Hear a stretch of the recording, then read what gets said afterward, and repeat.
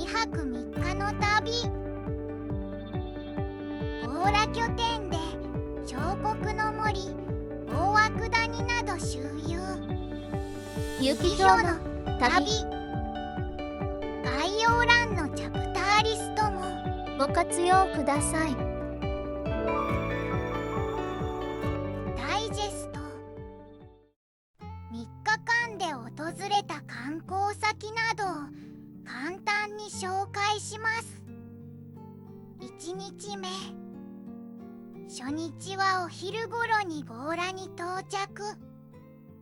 ホテルに荷物を預けて、まずは徒歩で強羅公園。その後で登山電車で彫刻の森美術館に行きました。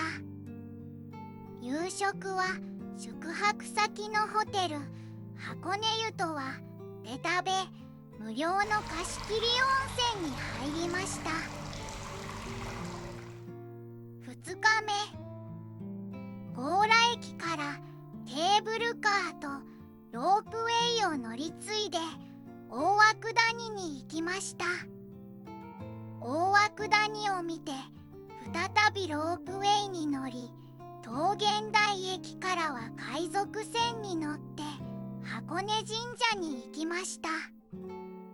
帰りはバスで強羅に戻り、宿泊先の箱根ホテルパイプの煙で夕食を食べ、温泉大浴場に入りました。3日目。ホテルをチェックアウトしてバスでガラスの森へ行きました。その後はバスで富士屋ホテルのピコットへ。パンを買って登山電車で強羅に戻り、強羅駅前のお店でお土産を買い、登山電車で強羅から箱根湯本駅へ。最後は新宿までロマンスカーで帰りました。ダイジェストおしまい。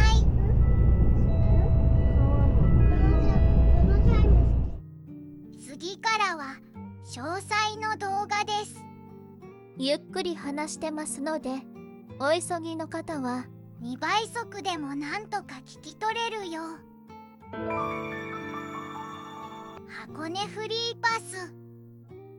東京から箱根に電車で出かけるなら箱根フリーパスがおすすめです。8種類の乗り物が乗り降りし放題です。紙のチケットは小田急線全駅と箱根登山鉄道の主要駅、バス案内所などで購入できます。2日間と3日間のチケットがあります。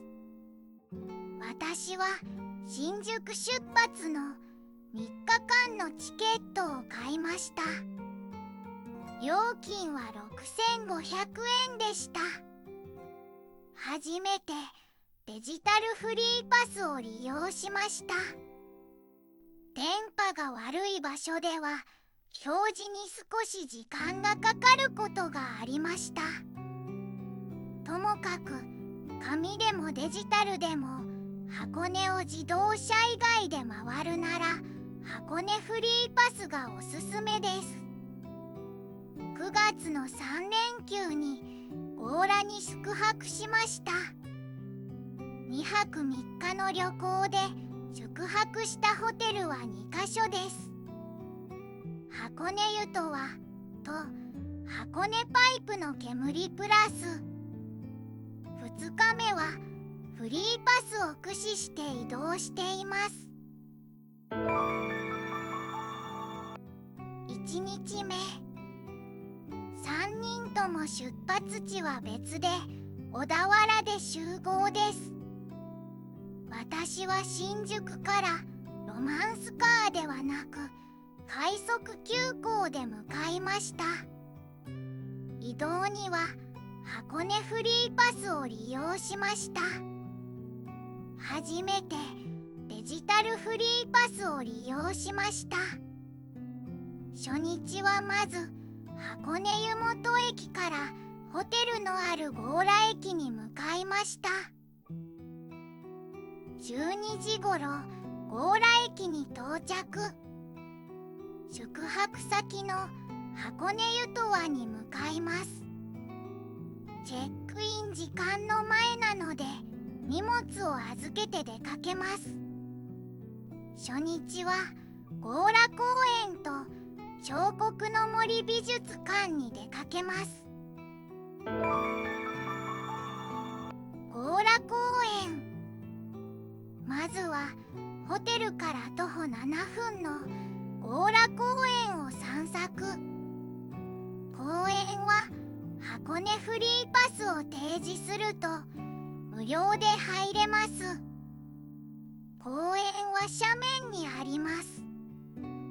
正門から入り散策してまた正門に戻るのも良いですが、疲れてしまいそうと感じる方は坂の上の公園の西門から入ると良いです。坂の上の西門へはケーブルカーの公園上駅から徒歩1分。箱根美術館強羅公園バス停からも徒歩1分です。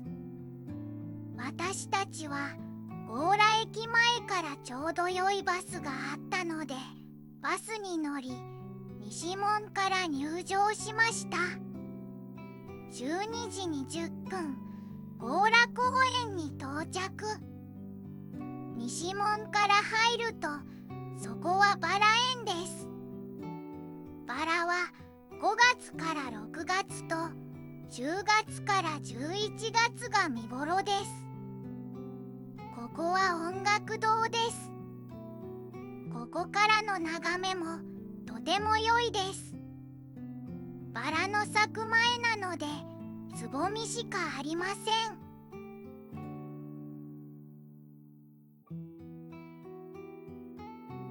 公園中央にある樹齢100年を超えるヒマラヤ杉。公園のシンボルの噴水。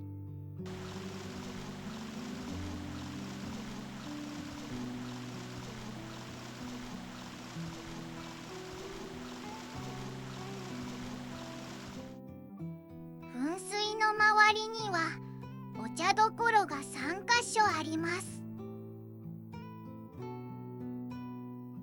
一式動作楼で休憩しました。ダマスクスローズジュース、アイスコーヒー、アプリコットティー。1日25食限定のオータムアフタヌーンティーのセットを注文しました。選べるサンドイッチはだし巻き卵を選びました。卵がジューシーでとても美味しかったです。3人で分けて食べました。公園内にはとんぼ玉工作堂やクラフトハウスがあり、工芸品を作ることもできます。ここはとんぼ玉工作堂。ガラスのアクセサリーやガラスのパーツの販売と製作。とんぼ玉も作れます。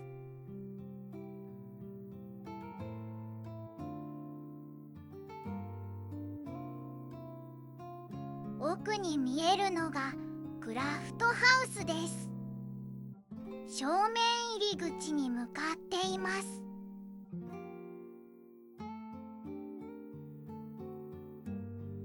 絵付け工房もありました。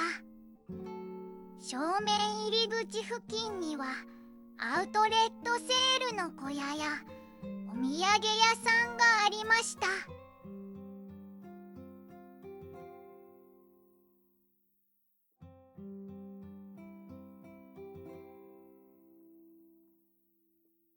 熱帯植物館には行くのを忘れてしまいました。公園正門を出てケーブルカーの公園下も駅から移動することもできますが、私たちは徒歩で強羅駅に向かいました。次の行き先は箱根彫刻の森美術館です。強羅から彫刻の森へはバスでも電車でも近いです。発車時間の近い方で行くと良いと思います。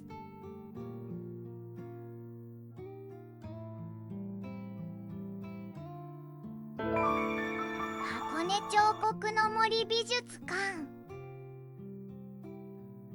彫刻の森駅に到着です。少し歩きます。途中にお蕎麦屋さん、お寿司屋さん、カフェなどがあります。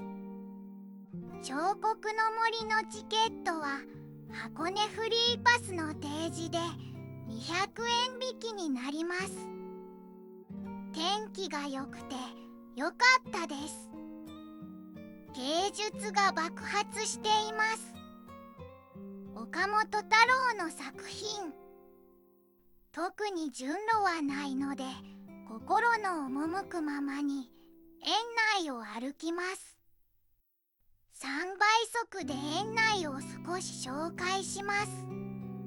入り口の広場を出発して半時計回りに回っていきます。一番奥にあるピカソ館まで行って別ルートで戻ります。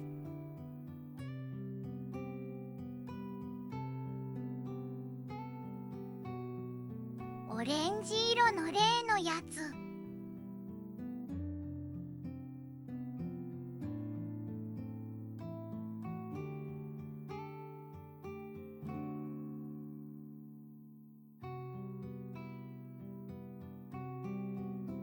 あの遠くに見えると幸せを呼ぶシンフォニー彫刻に登ります。螺旋階段を登りながら見るステンドグラスが綺麗です。一度は登ってみる価値があると思います。塔の屋上です。下りもステンドグラスは綺麗ですが、ちょっとスリリングです。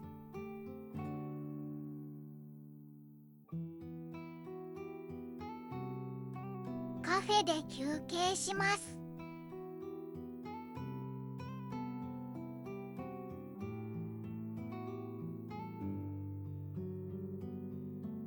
カフェで涼んでからリニューアルオープンの足湯に行きました。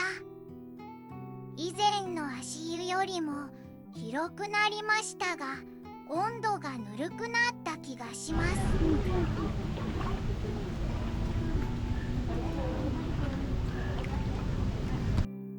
足湯は混んでいますが、ちょっと待てば入れます。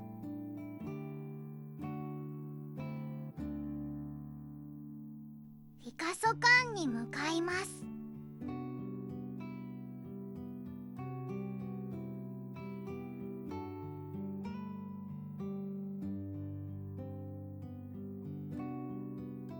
ピカソ館は一番奥にあるので、見終わった後は別ルートで出口に向かいます。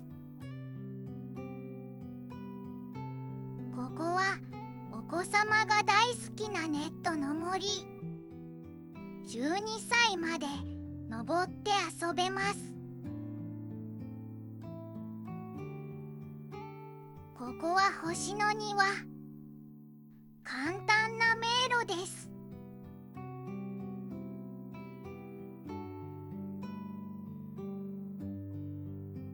まっすぐ歩いていくと入り口に戻りますが、右の階段を降ります。吊り橋を渡ってアスレチック気分です。下に降りると鯉の池があり、100円の餌を買って餌やりもできます。こちらの休憩所はいつも誰もいません。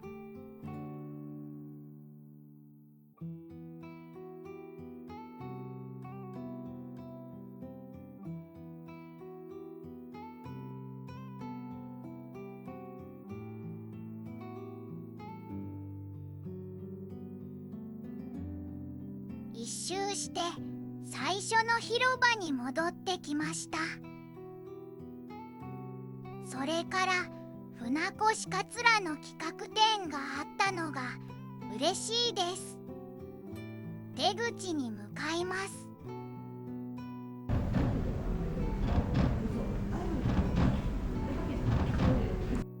マルチホールに入り、雑貨などを見て帰ります。みんなで美術館のデザインの手ぬぐいを買って帰りました。バスではなく電車で帰ることにし、強羅駅に向かいます。黄色い線からお下がりください。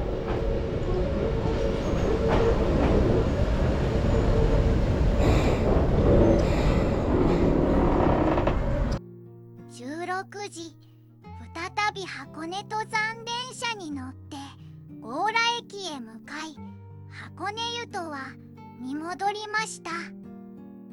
オールインクルーシブの飲み物やお菓子を食べて、夜も食べ放題の夕食で満腹になりながらも、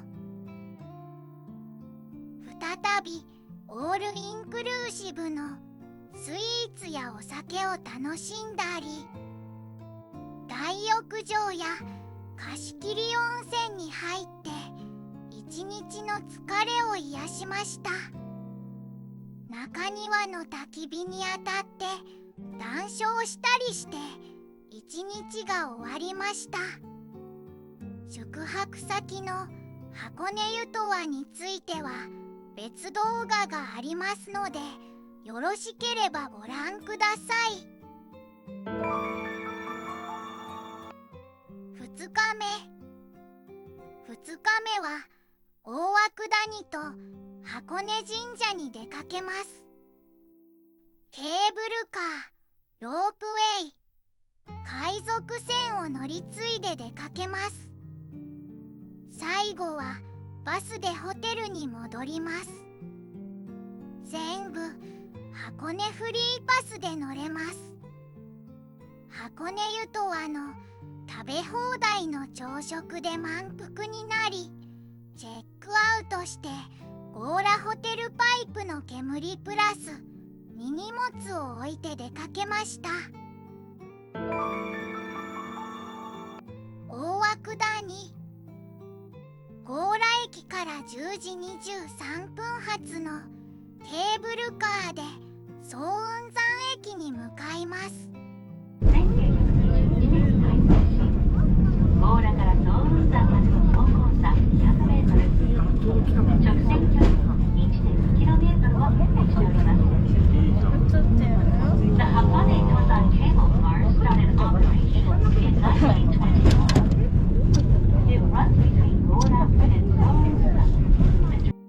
早雲山駅では展望台の足湯は人でいっぱいでした。景色を少し見ました。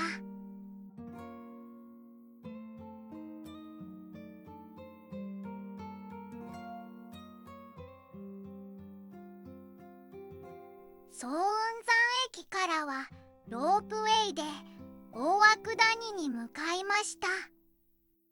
風が強くガスが濃くて富士山は見えませんでしたが、地獄谷の景色は楽しめました。延命地蔵尊はたくさんの人が並んでいたので、お参りは諦めました。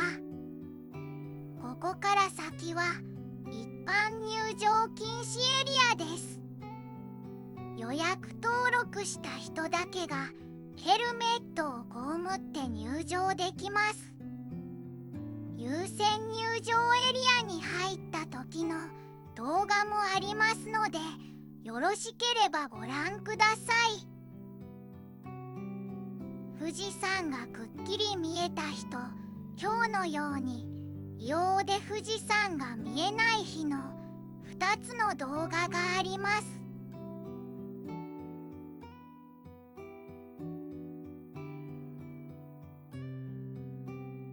大涌谷では谷底の景色を楽しんだり、黒卵缶で黒卵を買ったり、卵ソフトクリームを食べて少し休憩して、再びケーブルカーで桃源台駅に向かいます。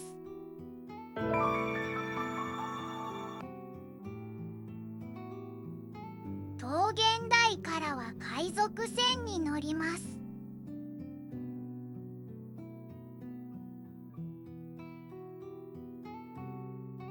海賊船は桃源台港を出て箱根町港、元箱根港を回ります。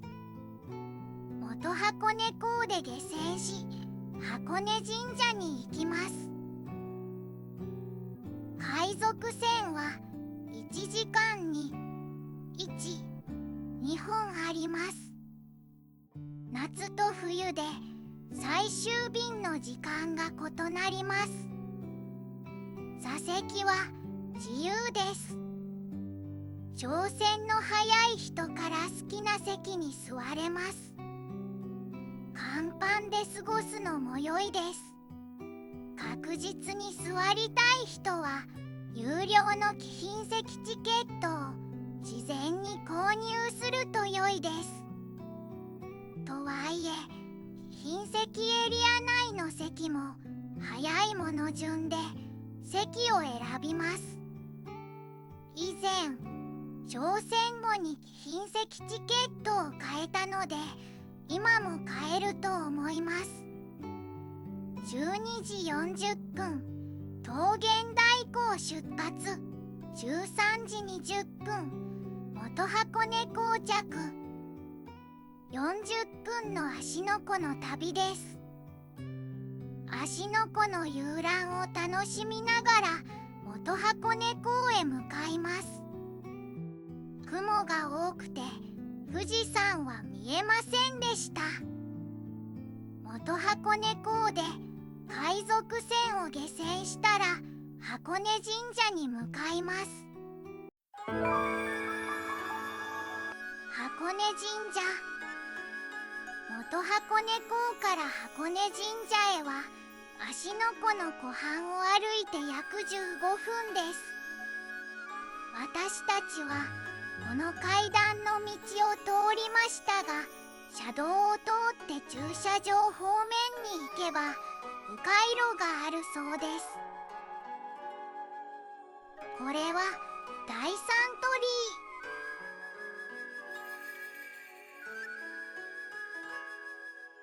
第一鳥居と第二鳥居は神社通りにあります。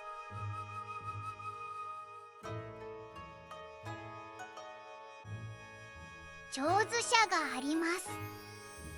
奥には武道場がありますね。まずは手を清めます。第四鳥居。社務所で御朱印を入手。芦ノ湖の方へ降りて平和の鳥居を見に行きます。芦ノ湖の中の平和の鳥居は大行列だったので遠くで見ました。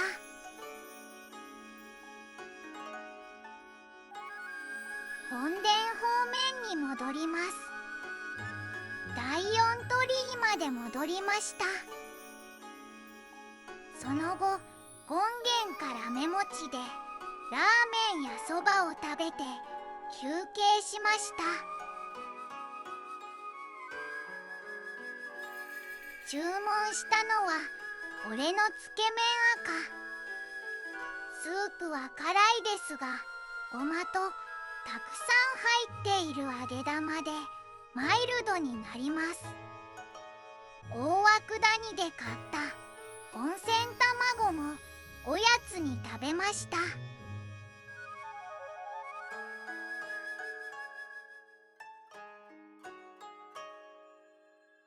本殿に戻る途中、階段をベビーカーを抱えて登るお母さんがいました。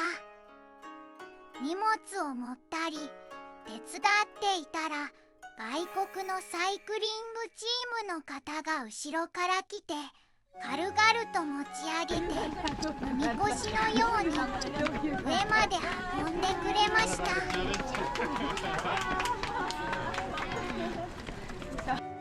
彼らには素晴らしいご利益があるでしょう。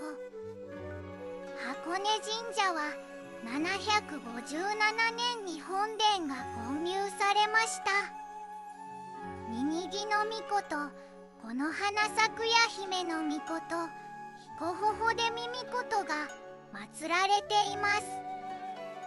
開運厄除け、心願成就、交通安全、縁結びなどの運開きの神様として信仰されています。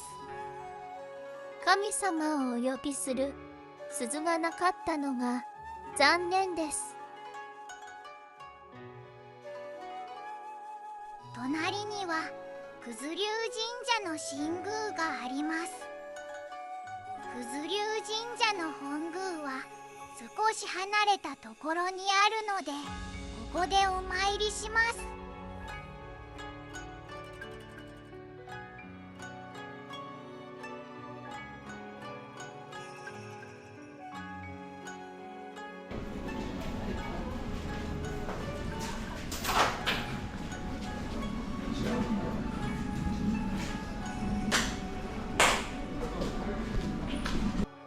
九頭龍神社は芦ノ湖の守護神九頭龍大神をお祭りする神社です。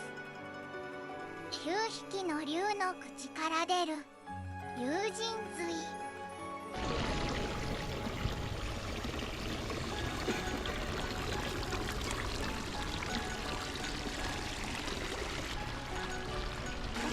水を詰めるペットボトルが売られていました。では元箱根港方面に戻ります。これは蘇我神社です。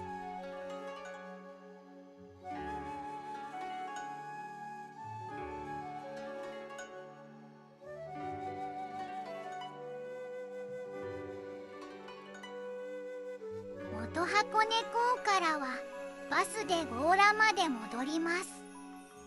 H の箱根町線でユネシ山前バス停まで行き、そこで S か M の施設巡りバスに乗り換えて強羅駅まで行きます。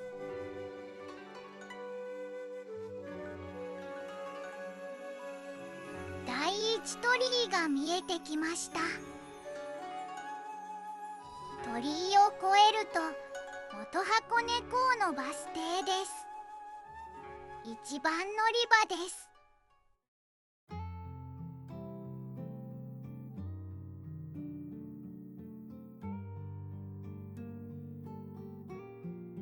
宿泊先の強羅ホテルパイプの煙プラスでは、食べ放題飲み放題の夕食を楽しみ、温泉にも入って癒されました。ホテルについては別動画がありますので、よろしければご覧ください。3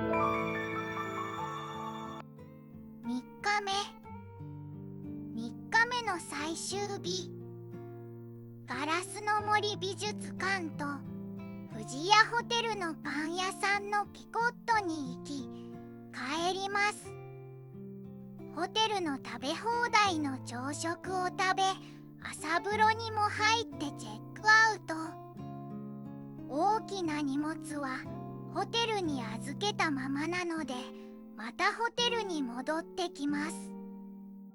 強羅駅からバスでガラスの森に行きますが、 S の施設巡りバスと M の施設巡りバス、どちらからも行けます。ちなみに同じ施設巡りバスでも S と M でバス停の場所が異なります。 S はガラスの森の駐車場内に乗り場があります。M は車道に乗り場があります。ガラスの森からバスで富士屋ホテルへは T の桃源台線で行けば乗り換えなくホテル前バス停で下車できます。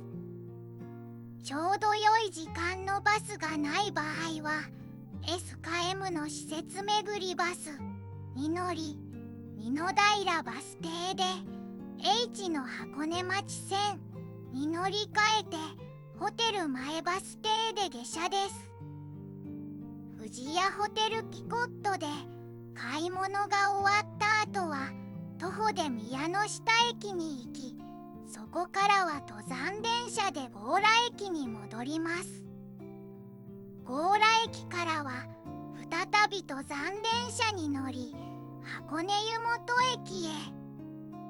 箱根湯本駅から新宿駅まではロマンスカーに乗りました。ガ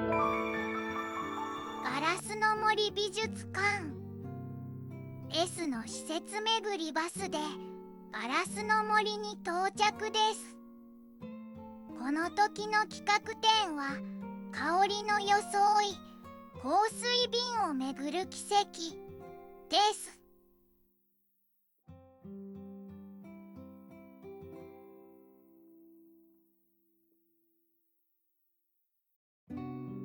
チケットはバラの香り付きです。園内は大まかにですが、美術館、売店、レストラン、中には沢で構成されています。あいにく雨ですが、庭園を散策します。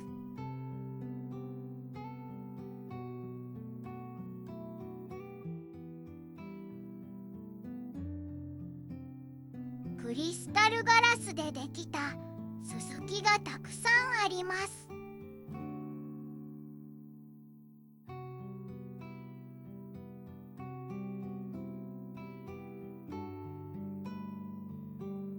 ガラスのススキの中にはガラスの昆虫が何匹か隠れています。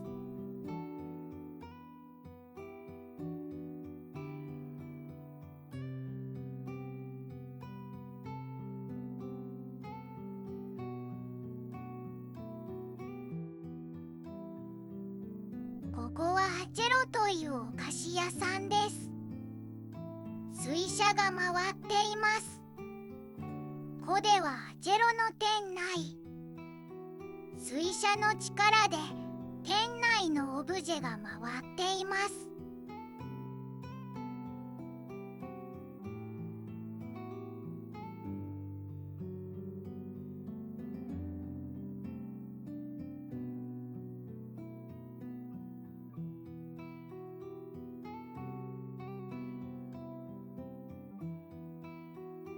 下の沢におります。下にはダイアナの像や機械の鐘、ガラスのススキのオブジェなどがあります。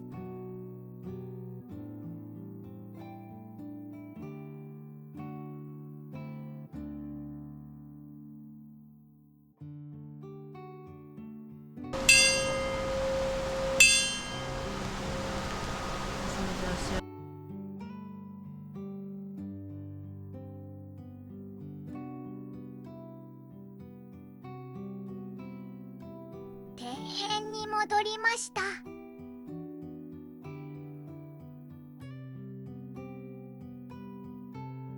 ガラスの花の庭。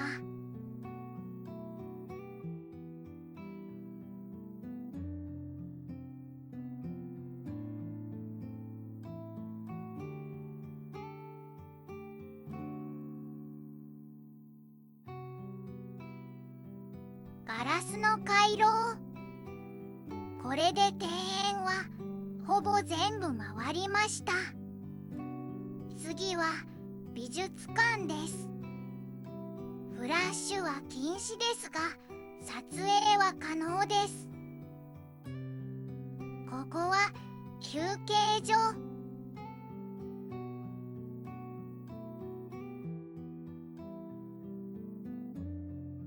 これはマリー・アントワネットが使っていたバラの香水の香りが再現されているボックスです。上品なバラの香りでした。2階から見る休憩所、シャンデリアや天井画も素敵です。ここは売店。小さな町のような作りになっています。かわいいガラス工芸品やアクセサリーなどがたくさんあります。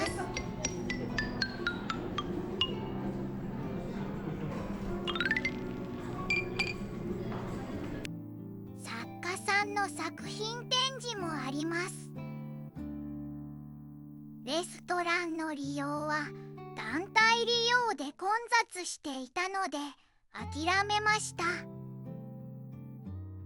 ガラスの森は11月からお正月くらいまでクリスタルツリーのライトアップがあります。冬のガラスの森もおすすめです。差し込み画像は2020年冬のものです。最後に庭園をちょっと見てガラスの森を出ました。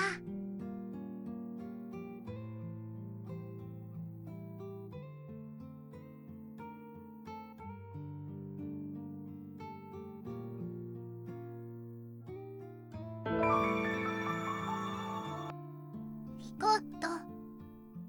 ちなみにここは強羅駅の転車台です。ガラスの森からバスで富士屋ホテルのパン屋さんピコットに向かいました。ホテル前バス停で下車しました。ピコットまでホテルの駐車場などを通って富士屋ホテルの雰囲気も楽しみました。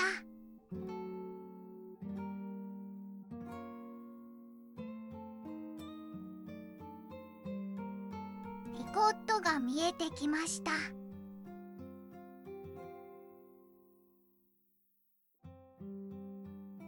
イートインもできますが時間がないのでパンを買うだけです。パンとスイーツだけでなく富士屋ホテルのカレーやホテルドレッシングもあります。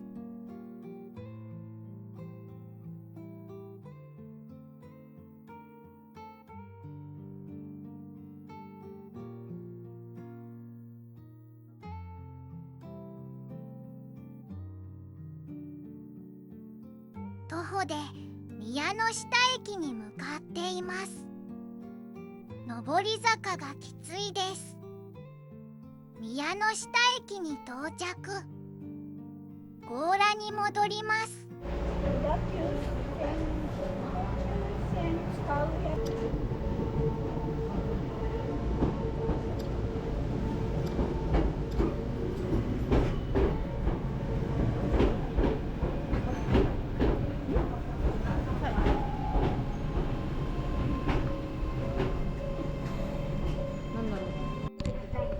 強羅行き発車いたします。閉まるドアにご注意ください。強羅に着いたら駅前の売店でお土産を買いホテルに荷物を取りに行きます。い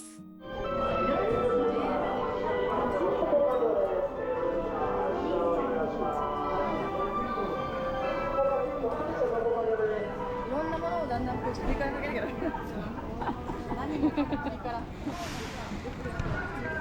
はい、ゲート旅館発車時間過ぎております。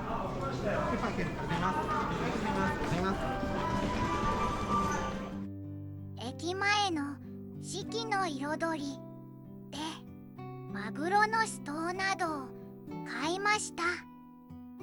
お店の外には手湯もありました。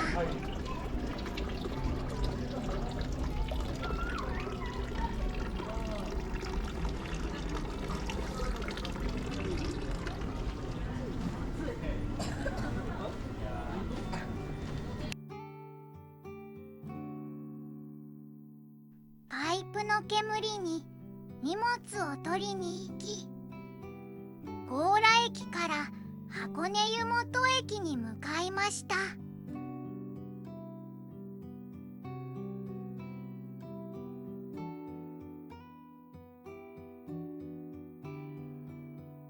15時半前に到着し、新宿までのロマンスカーのチケットを買いました。15時35分箱根湯本発、17時5分新宿着です。2泊3日強羅拠点の箱根の旅が終わりました。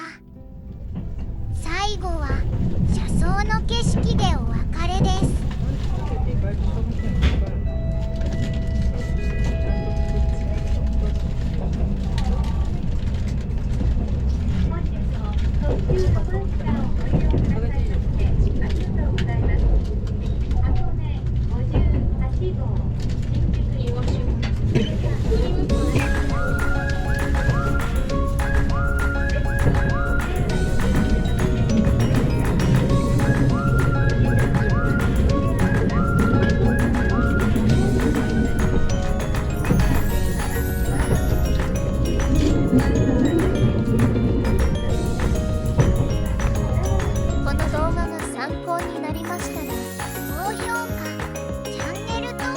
よろしくお願いします。他の動画もよろしく。チャンネル登録も。最後までご視聴ありがとうございました。また見に来てください。またね。